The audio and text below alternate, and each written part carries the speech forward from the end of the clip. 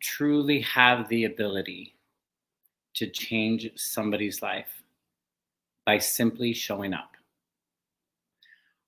One of the things that I've realized, um, I've known, but I think it's been um, evident within the last, you say, geez, almost 2 years now, is how important it is for us to make connection. How important it is for us to reach out and to check in on the people that we love the most, the people that may seem the strongest, the people who tend to be quiet, the people who never ask for support, the people who are the ones that are like, hey, I got it, the people that are like, no, I'm good, and smiling on the outside, but on the inside are feeling very lonely. The past couple months have been a huge eye opener of how many people are suffering in silence, who are feeling alone and either are ashamed to ask for help or don't know how to ask for help, don't know how to ask their friends or family to, hey, I need somebody here with me. We've seen in the news of people who live big lives out in the world. And when we see the choices and the decisions that they're making in their lives, whether it be suicide, whether it be running away, whether it be completely shifting their life, like we're realizing that so many people are walking around looking like they're happy, but on the inside, they're sad, they're hurt, they're frustrated. You know, growing up in high school, I was always the outgoing one. I was the one that was everybody's friend. I blended in with the sports people. I was in with the drama people. I was in with the student activities people. Like I was very involved in a lot of things. And I think that I kept myself involved to keep myself distracted. I never let people truly know how I was feeling, how unhappy I was, how sad at times I felt, how lonely I felt. I realized at some point I created a belief that I was going to bother people if people really knew the truth of what I was going through or how I was feeling. And so I stopped talking. I stopped telling people, or I would tell somebody and they didn't have the response that I expected or didn't give the support that I thought I was asking for. And so I stopped asking. And I chose to just, I'll manage this myself. I don't know if that resonates with you. If you've ever been the one that was like, I'm going to take care of this on my own. Like, I'm going to stop asking for help. I'm going to stop asking for people to be there for me. And I'm just going to handle this on my own. If that's you, I want you to know that you're not alone. I get you because that was me. So as I take a drink of my cup of coffee, it's actually not coffee, it's water. I don't know if you can see it down there, but my water. I realized how many times I allowed myself to sit in loneliness and sadness and try to say, I'll figure this out. When really I wish that somebody would have just come and be with me. Like they didn't have to really say anything, they just needed to be there. You know, sometimes we think, and especially men, I'll speak for myself as a man, as a he, him, that we tend to be the fixers. We want to get to the solution right away. And many times I wish that I had somebody who was willing to just be with me. They didn't necessarily have to say anything. They didn't necessarily have to try to fix anything. I just wanted somebody there. I just wanted somebody to come into my cave with me and sit and let me know that I wasn't alone until I was ready to begin to talk, until I was ready to begin to hear solutions. I just needed to find somebody to be there. I realize that in this time, especially in this season of the year, so many people are alone. So many people are feeling like nobody cares. Nobody wants to listen. You have a way of shifting somebody's life, somebody's moment, somebody's attitude, somebody's experience by simply truly caring and showing up for them. Whether that be sending a text message today of, hey, Paul, I just want you to know I'm thinking of you. Hey, Scott, man, it was so good to see your name pop up on my feed. I miss you and I want you to know that I celebrate you. Just giving recognition, actually getting on the phone and calling somebody that you haven't called in a while. How about sending a video message to somebody? Like quickly record a video and just say, hey, I want you to know I'm thinking of you. I love you. If it's somebody's birthday, instead of just sending a happy birthday text, shoot a video. Do something different. Do something bigger than you've done before. Surprise somebody. Show up for them. Show up at their door. Knock on their door and be like, ta-da, have something delivered. The truth is, you have the power to shift the world in your hands by using your voice, by using your heart, by truly caring and doing something different. The beautiful thing about it is that when you begin to shift other people's lives, your life shifts as well. When you give to other people, there's joy and there's happiness and there's peace that comes to you. It's like this. You're in a relationship. A relationship is a relay. It's a back and forth. If you're in a relationship right now and it's not back and forth, if one person is giving and the other is not, the other person is just in a place of taking, then that's not a relationship. Now, there may be times where one person gives more than the other. That's a relationship. But if there's only one person giving to the other person and the other person is just taking, that's not a relationship.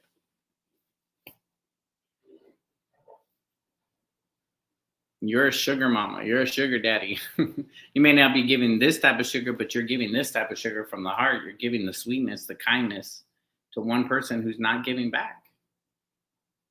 It's not a relationship. But you have the ability to change somebody's life by showing up, by telling your story. You know, it's funny how often, our stories are what connects us. Our stories and our experiences are the things that we can relate to. And when you're telling your story, when you're telling your experiences, it's not just the timeline version of, we got in the car and then this happened and then this person said this, but it truly is the emotions and the feelings of what took place. Because the emotions and the feelings of an experience are what guides what's going to happen in the future. I'll say that again. The emotions and the feelings of what just took place are going to guide what happens in the future and how you respond in the future. Because you're going to remember that instant. You're going to be like, the last time I told somebody this and told them not to say anything, they went out and they told all of these other people. It's the number one reason why we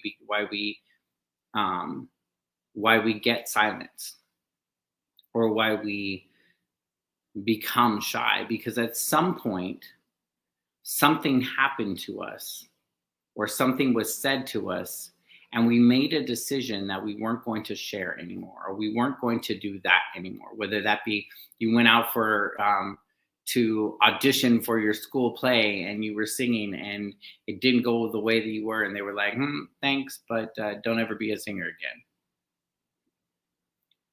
Like, that's going to stop you from going out and trying, or it's going to motivate you to try even more. Listen, I used to get in trouble for talking too much, believe it or not. I got told that I talk too much and that I need to be quiet and keep my opinions to myself. Well, guess what?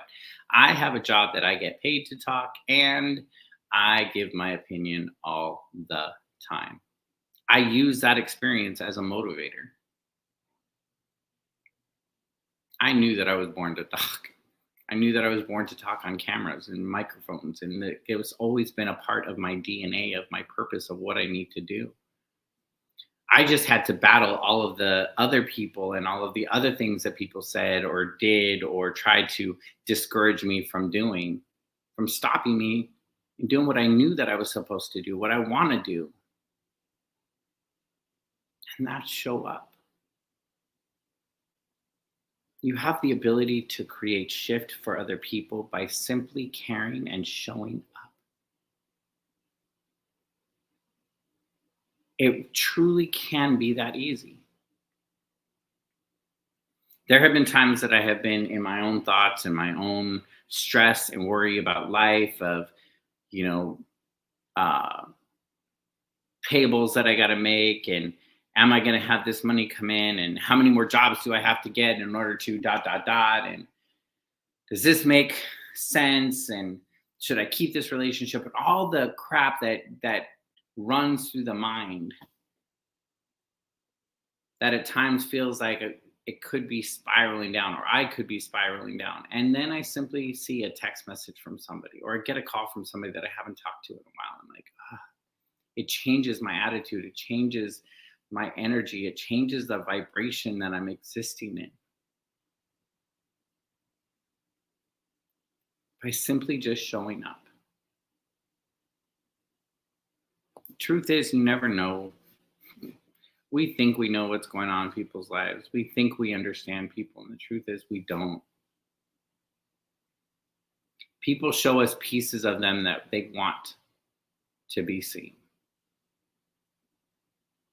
All of us at some point, we have this other piece of us that we just don't talk about. That we decide that we're going to hide in secrecy or not bother until we hold that information back. And by just showing up for somebody, by just reaching out and just saying, hey, I'm here if you need me. I just want to check in on you. How you doing today? You can take somebody who's in that spiral, who's in that dark place, and begin to walk them out. Begin to get them to a place of shifting the energy, showing them possibility. Showing them love. Showing that they're human. And that you as a human see their humanness, that you see their heart. I know that one of my goals for next year is going to be to connect more. Connection is currency. Type that in the chat. Connection is currency. The more that you connect with people, the more that your database grows, the more that your network grows, the more impact that you can have on people's lives. So if you're truly out, especially if you're a coach or you're an author or you're in a role of, hey, I want to touch people's lives, I want to impact people's lives. Well, you can't do it by just staying behind your computer all day long. You have to go out and be with the people, touch the people, communicate with the people, go meet the people, be where the people are. It's one of the reasons why here at DTDT we say you need to produce an event or an experience, whether it be a live in-person experience or a virtual experience. You need to be with your people. You need to be with the people that you want to impact. They need to see you. They need to hear from you. The people in your own household. I mean, think about it, especially if you have teenage kids or young kids. They go out, they go to school, they do their lives, they hang out with their friends, and what do? They come home, and most of the time they probably go straight into their room, and they're on their technology, they're on their computer, and they're so disconnected. Some of the biggest disconnections are things that are happening in your own household. How can you go out and say that you're going to impact the world when your house is a mess, when your own house is a mess? Listen, real talk. Same thing goes for churches and organizations that are, hey, we're making a difference, but yet they don't even see the chaos or the breakdown or the hurt or the people in their organizations that are suffering because they miss it. They miss the message. They miss the point. Why? Because they're so focused on the other crap of running a business, of doing the other stuff, that they miss the goal of what they said that they were designed to do, or that their mission and their purpose of what they wanted to do. And that's to impact people's lives, because they don't show up. They get more focused on the money, the revenue, versus actually going through and making a difference in people's lives. Take this opportunity to take a look at your own house, your own, whether that be your own physical house, the home that you live in, your kids, your wife, your husband, you're in your relationship, or your home by meaning your business, your organization, your mission, your purpose. Look at your house and put your house in order. If you're teaching one thing and you're not living that, one of my biggest pet peeves that pisses me off that I've seen and continue to see in people are leaders and people that are going out and they're teaching one thing, but they're not living what they're teaching. They're saying they're doing this, but they're showing up completely different. Coaches that are saying they have a coach, but yet you never see them actually being coached or taking any of the coaching that they're getting and implementing it in their business. Oh my God. If you say you're going to do it, then do it. You get to create a shift for people by showing up, by truly caring. Through owning your story, owning your truth, the good, the bad, and the ugly, and then sharing it with other people. Share the lessons, share the learnings, share the experience. Even if you don't think that they can use it. You know, there's so many times that I tell a story and I'm like, why am I like in my mind, as I'm about ready to say the story, I think to myself, why am I telling this story? Why am I about to share this? Like, I remember actually one of the first teen workshops that I did. So I started with a company that teaches emotional literacy and emotional healthiness to youth and families. And it was I was in the process of getting certified as to be able to teach on my own. And I was in a room full of young girls. It was my very first workshop that I did by myself. I was a little sad because I wanted to get at least 35 people there, and there was 11 people there. 9 of them were girls. I was talking about self-love and self-acceptance. I was talking about how I mentioned and I began to share the story of how I was looking for love in all the wrong places, and that I was using sex as a way of feeling connected to people. And as I was beginning to share the story, a part of my mind was like, why are you sharing this? You're in a room full of girls. This isn't going to be taken the wrong way. But I realized that I needed to say the comment that I was looking for love in all the wrong places. I was misinterpreting sex as a way of being connected with somebody and feeling a sense of love. Now, as I shared that, part of me was like, why are you talking about this? Be quiet. You know that other voice that you have that sometimes pops in? Yeah. So mine was like, stop. Wah, wah. But at the end of the lesson, one of the young girls came up and she thanked me for sharing that story. Because that was a situation similar to what she was experiencing, what she was going through. And I realized that was the reason why I had to share that. And although in my mind, it felt kind of out of place or like, why am I sharing this? Like, but the truth is somebody in that room needed it. We are used as vessels every day. And in that moment, I was being used as a vessel to show this young girl that she was worth more. That her value and her value and her worth was not what she could give to other people.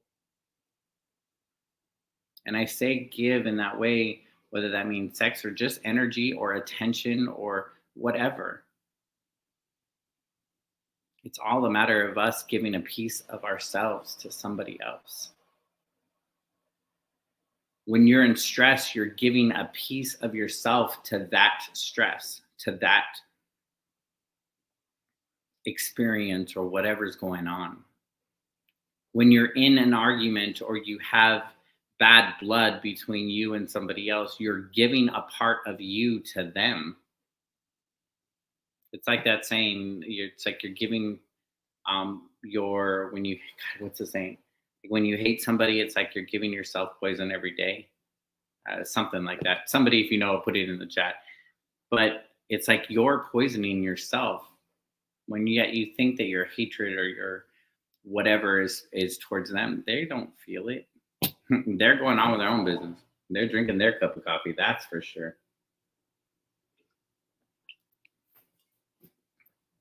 So I want to challenge you today. I want to challenge you to make a shift for somebody else. Be the change for somebody. Reach out to somebody. Get on your phone, text somebody, call somebody, send a video, go knock on somebody's door. Heck, while you're walking down the street or you're walking to your car, actually make eye contact with somebody on the street and acknowledge them. Let them know, hey, hope you have an amazing new year or happy new year, whatever it comes natural for you. Just make a difference. You have the power to shift a moment, shift an experience, shift an attitude for somebody else and for yourself. Connection is currency.